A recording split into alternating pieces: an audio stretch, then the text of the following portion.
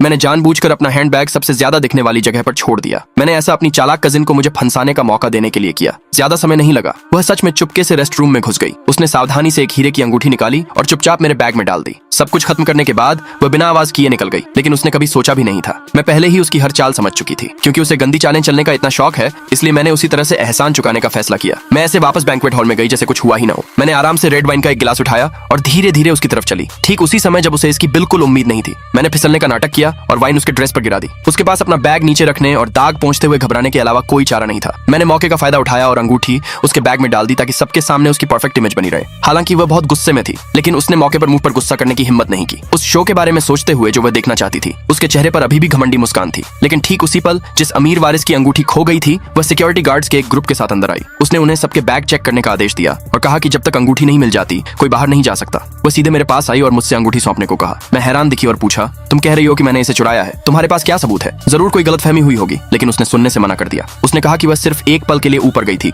और अंगूठी गायब हो गई। उसने दावा किया कि उसने खुद मुझे एक वेटर के साथ ऊपर जाते देखा था, लेकिन वेटर की तलाशी लेने के बाद उन्हें अंगूठी नहीं मिली। इसलिए उसने जोर दिया कि अंगूठी जरूर मेरे पास होगी। मेरी चालाक कजिन ने मामले को और खराब करने के लिए बीच में दखल दिया। उसने कहा कि अगर मैंने सच में इसे लिया है तो मुझे इसे सौंप देना चाहिए। शायद वारिस मुझे जाने दे, लेकिन मैंने मजबूती से कहा कि मैंने कुछ नहीं लिया है। मेरी कजिन ने कहा कि तू अपनी बेगुनाही साबित करने के लिए अपना बैग दिखाओ। मैंने नाराज होने का नाटक किया, कहा कि यह मेरे चरित्र का अपमान है और मैं ऐसी कोई जांच स्वीकार नहीं करूंगी। इससे वारिस का गुस्सा पूरी तरह से भड़क गया। उसने गार्ड्स को मुझे पकड़ने का आदेश दिया और खुद मेरी तलाशी लेने का प्लान बनाया। वह बहुत इमोशनल हो गई क्योंकि वह अंगूठी एक अनमोल खानदानी चीज थी। उसने मेरा बैग पकड़ा, उसे उल्टा कर दिया और फिर भी उसे कुछ नहीं मिला। मेरी कजिन हैरान रह गई। उसने साफ तौर पर उसे खुद ही रखा था। वह कैसे गायब हो सकती थी? लेकिन वारिस ने फिर भी हार मानने से मना कर दिया। उसने कहा कि मैंने उसे कहीं और छिपा दिया होगा और वह चाहती थी कि गार्ड मेरे कपड़े तलाशे। किस्मत से उसी समय ग्रुप के चेयरमैन आ गए। उन्होंने तुरंत अपनी पोती को रोक दिया। वह मेरे पास आए और मुझसे माफी मांगी। सब तुरंत समझ गए। मेरी पहचान आम नहीं थी। आगे देखने के लिए नीचे कमेंट में यस लिखे।